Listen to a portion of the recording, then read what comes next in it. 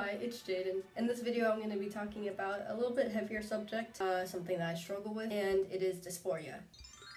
So there are different types of dysphoria that I experience. There's gender dysphoria and body dysphoria. I think body dysphoria is like an umbrella term for like dysphoria about your voice, your feet, everything about your body physically. That goes without saying. I'm going to be talking about how I deal with both of those things. So the first one, gender dysphoria. For that one, I think that one runs a little bit deep with me. Just the messed up things that I've been told, people that I really care about, and they tell me these things, and it's just, it gives me a lot of dysphoria. I'm not going to go into details, but how I deal with it is I know myself. I know I'm a guy. It's easier said than done, especially when people that you love are just, you know that they truly don't see you as the gender that you are, you know? It's really hard. But for me, how I deal with it is I just push them to the side. I know who I am. I don't need to convince you. I don't feel the need to convince you anymore. I do really feel the need to convince people. That's a lie. But I tell myself that I don't need to convince them because I am who I am. I just tell myself that it doesn't matter where I've been. It matters who I am now and where I'm going in the future. People that you know in high school or in middle school or in elementary school, those people don't even matter. And you feel like that's your whole entire world, and that, like, how are you gonna get through this? But there's obviously another world after school, you know? And so I feel like I'm in this little time period right now, but I'll get out. The future is there. With gender dysphoria, I just became more and more confident in myself, and that really helped a lot. Confidence is key. Now the second thing that I deal with is body dysphoria. And there's a lot to go with that, but I'll explain it really in like a broad sense. I don't know if this is healthy or not, but this is how I deal with it. I engage in everyday life things, imagining my body like the way it's gonna be in the future. I do that by not looking at it, not thinking about it. I can see how this is really toxic, because when I do look at it, I get really disappointed, like extra disappointed. But honestly, it helps me in more time. If my day is this much, I ignore it for this much of the day, and then for the rest of the day, I'm like, oh man, you know, it just comes back.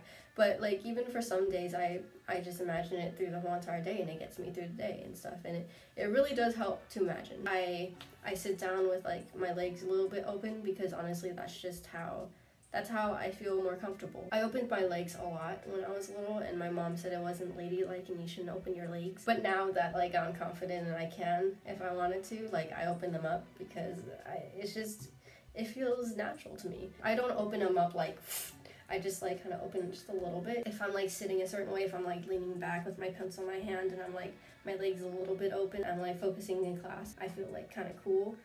This is really corny, but I do it because I can imagine myself, and you know, it helps a lot. How Jaden deals with dysphoria, he ignores it. With voice dysphoria, of course, I do voice exercises sometimes. I try to lower my voice, and I just did a video about voice dysphoria, so if you want to watch it, the video is right there. Showers. How I deal with showers, and how I deal with like taking my shirt off and taking my binder off. Not everyone's the same, obviously the same size, but I have kind of a small chest. If it's in the right lighting, I have my shirt off, binder off, and the lighting is right where I don't see the shadows of the bumps. If I go like this, it looks like I have a flat chest. And so like I do that a lot, like pretty much every day in the mirror. I'm just like, this is future me, this is the real me, you know? And so when I put it down and the reality comes back and it sucks, but knowing that my future is in front of me and seeing it, you know, a little bit taste of it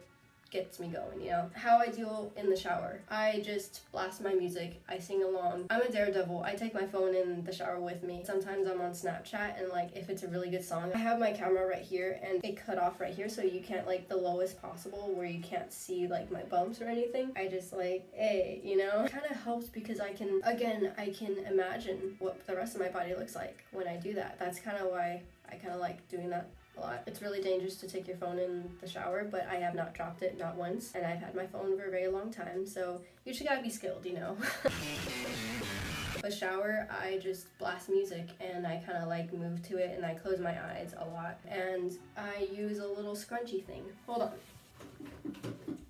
This is my shower thing. I use it so it's like a barrier between my hands and my body, so it helps a lot. And also the smell of men's body wash and men's shampoo and stuff, it really helps. I just personally love the smell. It's hard to imagine when like you're going up your chest and stuff, because obviously you have to be clean, so you have to clean around it. I just do it while singing and while like listening to music and while dancing. A little bit dancing, don't be dangerous. Again, how I deal with it. Ignore it. Also with height dysphoria, I have a lot of height dysphoria. It bugs me to no end. So I bought insoles, and they're like 1.5 inches or something, so I am no longer 5'3", almost 5'4". I'm now like almost 5'5". I put on deodorant, men's deodorant, I put on men's cologne, and I kind of wear a little bit more baggy clothes sometimes. I have really tiny arms, but for some reason cuffing my t-shirts so that I can kind of feel it, and so I feel like a little bit buffer. I feel like I'm in a muscle shirt or whatever. It's stupid, but it helps. So those are some things that help me a lot with dysphoria. I hope you can benefit from it, and I hope that it's not like really toxic. It probably is, but that's just how I deal with things. Thanks for watching, and I'll see you guys in the next video. Bye.